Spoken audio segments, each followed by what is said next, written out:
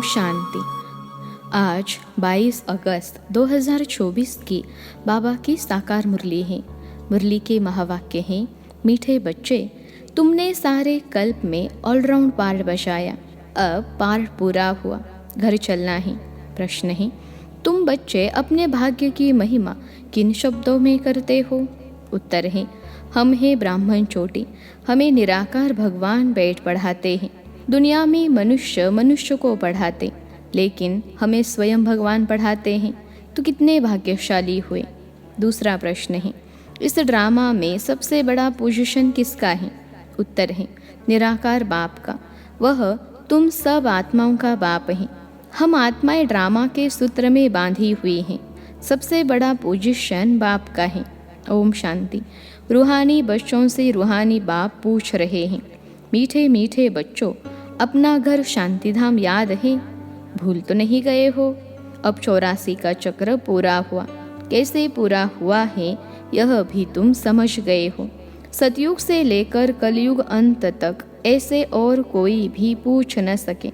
मीठे मीठे लाडले बच्चों से बाबा पूछते हैं, अब घर चलना है ना? घर चलकर फिर सुखधाम में आना है। यह सुखधाम तो नहीं है, यह है पुरानी दुनिया दुखधाम। वह है शांति धाम, सुख धाम। अब इस दुख से मुक्त हो जाना है मुक्ति धाम। मुक्ति धाम अथवा शांति धाम जैसे कि सामने खड़े हैं, वह है घर। फिर तुम नए विश्व में आएंगे, जहाँ पवित्रता, सुख, शांति भी होगी। यह तो समझते हैं ना, गाते भी यह हैं। बाप को भी पुकारते हैं, हे पतित पावन, इस पतित दुनिया से हमको ले चलो। इसमें बहुत दुख है, हमको सुख में ले चलो। स्मृति में आता है, स्वर्ग को सब याद करते हैं। शरीर छोड़ कहेंगे स्वर्ग पधारा। Left for heavenly abode. किसने लेफ्ट किया? आत्मा ने। शरीर तो नहीं चाहता है, आत्मा ही चाहती है। अभी तुम बच्चे ही शांति धाम, सुख धाम को जानते हो, और कोई नहीं जानते। तुम बच्चों की बुद्धि में नॉलेज है, शांति धाम क्या है और सुख धाम क्या है। तुम सुख धाम में थे, अब फिर दुख धाम में आए हो। सेकंड, मिनट, घंटे, दिन, वर्ष बीत गए। अब 5000 वर्ष में बाकी कुछ दिन रहते हैं। बाप बच्चों को स्मृति दिलाते रहते हैं। बहुत सहज बात है, इसमें मूंझने की तो दरकार ही नहीं। आत्मा 84 जन्म कैसे लेती है यह भी किसको पता नहीं है। लाखों वर्ष की बात तो किसको याद भी रहना मुश्किल है। यह है ही 5000 वर्ष की बात। व्यापारी लोग भी स्वस्तिका चोपड़े पर निकालते हैं, उसको गणेश कह देते हैं। गणेश को हाथी की सूंड दिखाते हैं। मनुष्य पैसा खर्च करते हैं, चित्र आदि बनाते। इसको कहा जाता है वेस्ट ऑफ टाइम। तुम्हारे में कितनी ताकत थी, वह दिन प्रतिदिन कम होती गई है। जैसे मोटर से पेट्रोल कम होता जाता है। अब तो तुम बहुत कमज़ोर हो गए हो। 5000 वर्ष पहले भारत क्या था? अथाह सुख थे, कितना ज़बरदस्त धन था। यह राज्य उन्होंने कैसे पाया? राजयोग सीखे थे। इसमें लड़ाई आदि की बात ही नहीं। इनको कहा जाता है ज्ञान के अस्त्र शस्त्र, और कोई स्थूल बात नहीं है। ज्ञान के अस्त्र शस्त्र हैं। ज्ञान, विज्ञान, याद और ज्ञान के कितने बड़े ज़बरदस्त अस्त्र शस्त्र हैं। सारे विश्व पर तुम राज्य करते हो। देवताओं को कहा जाता है अहिंसक। अभी तुम बच्चों को मनुष्य से देवता बनने की शिक्षा मिल रही है। तुम जानते हो, हम हर 5000 वर्ष के बाद बेहद के बाप से यह बेहद का वर्षा ले रहे हैं। यह आत्मा की बात है, इसमें स्थूल लड़ाई आदि की कोई बात नहीं। आत्मा पतित बनी है, इसलिए वह पावन होने के लिए बाप को बुलाती है। अब बाप कहते हैं, मीठे मीठे बच्चे, अब तो घर जाना है। यह है जीव आत्माओं की दुनिया, वह है आत्माओं की दुनिया। उसको जीव आत्माओं की दुनिया नहीं कहेंगे। यह घड़ी घड़ी स्मृति में लाना चाहिए। हम दूर देश के रहने वाले हैं। हम आत्माओं का घर है ब्रह्मांड। यह भी बुद्धि में रहे, हम वहाँ रहते हैं, इस आकाश तत्व से पार, जहाँ सूर्य चांद भी नहीं होते। हम वहाँ के रहने वाले यहाँ पहाड़ बसाने आए हैं, 84 का पहाड़ बसाते हैं। सब तो 84 जन्म ले नहीं सकते, आहिस्ते आहिस्ते ऊपर से उतरते आते हैं। हम ऑलराउंडर हैं, सब काम करने वाले को ऑलराउंडर कहा जाता है। तुम भी ऑलराउंडर हो, आदि से अंत तक तुम्हारा पार्ट है। अब इस चक्र का अंत है तो भी ऊपर से आते रहते हैं।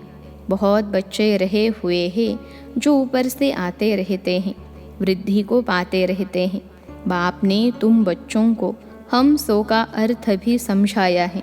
वह लोग तो कहते हम आत्मा सो परमात्मा हैं, उनको तो ड्रामा के आदि मध्य अंत ड्यूरेशन आदि का भी कुछ पता नहीं है।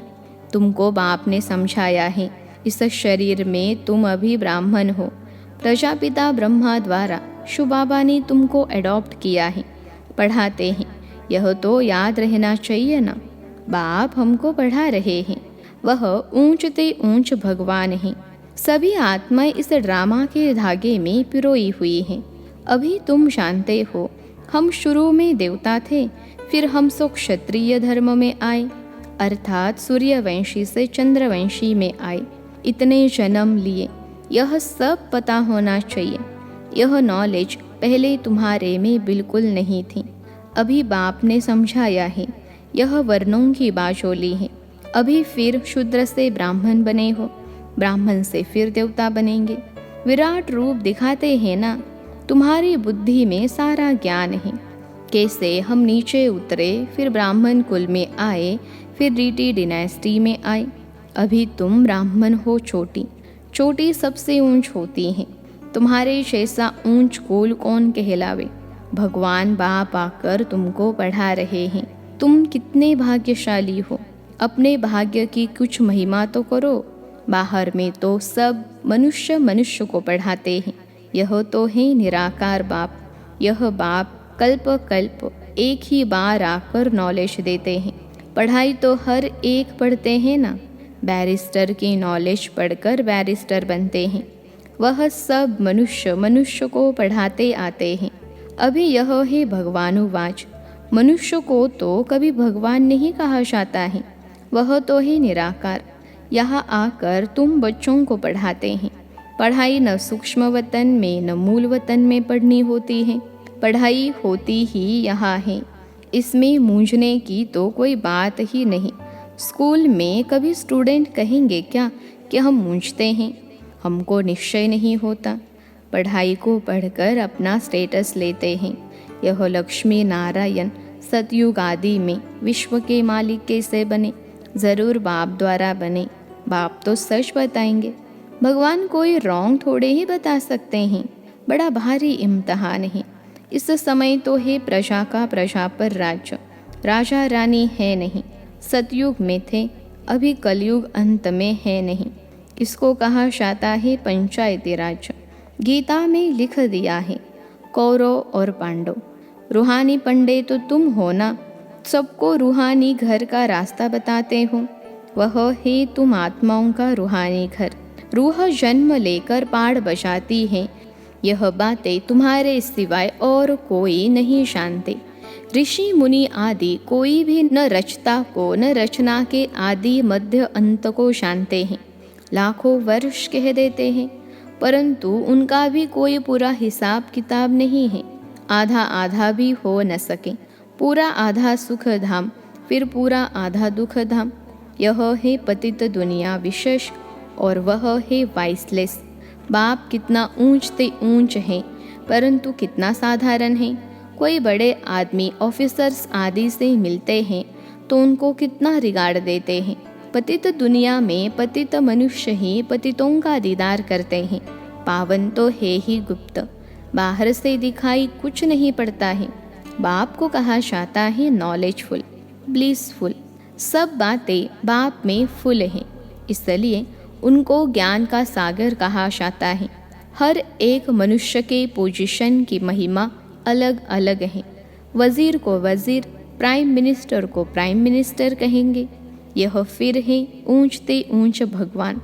सबसे बड़ा पोजीशन है निराकार बाप का, जिसके हम सब बच्चे हैं। वहाँ हम सब बाप के साथ परमधाम में रहते हैं। वह है घर। यहाँ सबको अपना अपना पार्ट मिला हुआ है। कोई एक जन्म का भी पार्ट बचाकर वापस चले जाते हैं। बाप समझाते हैं, यह मनुष्य सृष्टि का वैरायटी झाड़ है, एक न मिली दूसरे से। आत्मा तो एक जैसी है, बाकी शरीर एक न मिले दूसरे से। नाटक भी दिखाते हैं जिसमें एक जैसी दो शक्लें बनाते हैं, जिसमें मूंझ जाते हैं कि पता नहीं हमारा पति यह है या यह तो बेहद का खेल है। इसमें एक मिनट न मिले दूसरे से। हर एक के फीचर्स अलग अलग हैं। आयु भले एक जैसी हो, परंतु फीचर्स एक जैसे हो न सके। हर जन्म में फीचर्स बदलते जाते हैं। कितना बड़ा बेहद का नाटक है, तो उनको जानना चाहिए ना। सारे सृष्टि के आदि मध्य अंत का ज्ञान तुम्हारी बुद्धि में है। हर एक का ड्रामा में जो पार्ट है वही बजाएंगे। ड्रामा में कोई रिप्लेस हो नहीं सकता। बेहद का ड्रामा है ना, जन्म लेते रहते हैं। सबके फीचर्स अलग अलग हैं। कितने वैरायटी फीचर्स हैं। यह नॉलेज सारी बुद्धि से समझने की है। कोई किताब आदि है नहीं। गीता का भगवान हाथ में गीता ले आता है क्या? वह तो ज्ञान का सागर है। पुस्तक थोड़े ही ले आया। पुस्तक तो भक्ति मार्ग में बनते हैं। तो यह सब ड्रामा में नोंद है। एक सेकंड न मिले दूसरे से। तुम बच्चों को तो सब समझा दिया है। चक्र पूरा हो फिर नए सिर शुरू होगा। अभी तुम पढ़ रहे हो। बाप को भी तुम जान गए हो, रचना को भी जान गए हो। मूल वतन से यहाँ आते हो बाढ़ बचाने। स्टेज कितनी बड़ी है, इनका कोई माप नहीं हो सकता। कोई भी पहुँच नहीं सकते। सागर और आकाश का कोई अंत नहीं पा सकते। इसलिए बेअंत गाया जाता है। आगे इतनी कोशिश नहीं करते थे, अभी कोशिश करते हैं। साइंस भी अभी है, फिर कब शुरू होगी? जब उन्हों का पाठ होगा। तो इतनी यह सब बातें शास्त्रों में थोड़े ही हैं। सुनाने वाले के बदले सुनने वाले का नाम डाल दिया है। यह काली आत्मा, वह गोरी आत्मा। काली आत्मा इनके द्वारा सुनकर गोरी बनती है। नॉलेज से कितना ऊंच पद मिलता है। यह है गीता पाठशाला। कौन पढ़ाते हैं? भगवान राजयोग सिखाते हैं अमरपुरी के लिए, इसलिए इसको अमर कथा भी कहा जाता है। ज़रूर संगम युग पर ही सुनाई होगी। जिन्होंने कल्प पहले पढ़ा है वही आकर फिर पढ़ेंगे और नंबरवार पद पाएंगे। तुम यहाँ कितने बार आए हो? अनगिनत। कोई पूछे यह नाटक कब शुरू हुआ है? तुम कहेंगे यह तो अनादि चला आ रहा है। गिनती की बात हो नहीं सकती। पूछने का ख्याल भी नहीं आता। शास्त्रों में सभी है भक्ति मार्ग की कहानियाँ जो पढ़ते रहते हैं। यहाँ तो अनेक भाषाएं हैं। सतयुग में अनेक भाषाएं आदि होती नहीं। एक धर्म, एक भाषा, एक राज्य की तुम स्थापना कर रहे हो। वे लोग तो शांति स्थापन करने की राय देने वालों को प्राइज देते रहते हैं। शिव बाबा तुमको सारे विश्व में शांति स्थापन करने की राय देते हैं। उनको तुम क्या प्राइज देंगे? वह तो और ही तुमको प्राइज देते हैं। लेते नहीं। यह समझने की बातें हैं। कल की बात है, जबकि इन्हों का राज्य था। अभी तो रहने की जगह नहीं है। वहाँ तो 2-3 मंजिल बनाने की भी दरकार नहीं रहती। लकड़े आदि की दरकार नहीं। वहाँ तो सोने चांदी के मकान होते हैं। साइंस के जोर से झट मकान बन जाते हैं। यहाँ तो साइंस से सुख भी है, दुख भी है। इससे सारी दुनिया खलास हो जाएगी। इसको कहा जाता है फॉल ऑफ पाम्पिया। माया का कितना पॉप है। साहूकारों के लिए तो जैसे स्वर्ग है, इसलिए वह तुम्हारी बात भी नहीं सुनते। आगे तुम भी नहीं जानते थे। वहाँ तो बाप आकर डायरेक्ट तुमको पढ़ाते हैं। बाहर में तो फिर भी बच्चे पढ़ाते हैं। मित्र संबंधी आदि भी याद आते रहते हैं। यहाँ तो बाप बैठ समझाते हैं। दिन प्रतिदिन तुम याद की यात्रा में पक्के होते जाएंगे। फिर तुमको कुछ भी याद नहीं आएगा, सिर्फ घर और राजधानी याद आएगी। फिर यह नौकरी आदि याद नहीं आएगी। मरेंगे ऐसे जैसे बैठे बैठे हार्ट फेल होते हैं। दुख की बात नहीं। हॉस्पिटल आदि तो कुछ भी नहीं होंगे। बाप को जान लिया और स्वर्ग के मालिक बने। तुम्हारा तो हक है, सबका नहीं, क्योंकि स्वर्ग में सब तो नहीं आएंगे ना। अच्छा, मीठे मीठे सिखलते बच्चों प्रति माता पिता बाप दादा का याद प्यार और गुड मॉर्निंग। रूहानी बाप की रूहानी बच्चों को नमस्ते। हम रूहानी बच्चों की सिखलते रूहानी माता पिता बाप दादा को याद प्यार, गुड मॉर्निंग और नमस्ते बाबा नमस्ते। धारणा के लिए मुख्य सार पहली पॉइंट है, रूहानी पंडा बन सबको रूहानी घर का रास्ता बताना है। ज्ञान और योग के अस्त्र शस्त्र से सारे विश्व पर राज्य करना है। डबल अहिंसक बनना है। दूसरी पॉइंट है, 84 जन्मों का ऑलराउंड पार बजाने वालों को अभी ऑलराउंडर बनना है। सब काम करने हैं। बेहद के वैरायटी ड्रामा में हर एक एक्टर का पार्ट देखते हुए हर्षित रहना है। आज का वरदान है, अविनाशी उमंग उत्साह द्वारा तूफान को तोहफा बनाने वाले श्रेष्ठ ब्राह्मण आत्मा भव। अविनाशी उमंग उत्साह द्वारा तूफान को तोहफा बनाने वाले श्रेष्ठ ब्राह्मण आत्मा भव। विश्लेषण है, उमंग उत्साह ही ब्राह्मणों की उड़ती कला के पंख हैं। इन्हीं पंखों से सदा उड़ते रहो। यह उमंग उत्साह आप ब्राह्मणों के लिए बड़े से बड़ी शक्ति है। नीरस जीवन नहीं है। उमंग उत्साह का रस सदा है। उमंग उत्साह मुश्किल को भी सहज कर देता है। वे कभी दिल शिकस्त नहीं हो सकते। उत्साह तूफान को तोहफा बना देता है। उत्साह किसी भी परीक्षा व समस्या को मनोरंजन अनुभव कराता है। ऐसे अविनाशी उमंग उत्साह में रहने वाले ही श्रेष्ठ ब्राह्मण हैं। आज का स्लोगन है, शांति की वास धूप जगाकर रखो तो शांति की बास समाप्त हो जाएगी। शांति की वास धूप जगाकर रखो तो शांति की बास समाप्त हो जाएगी। अच्छा, ओम शांति।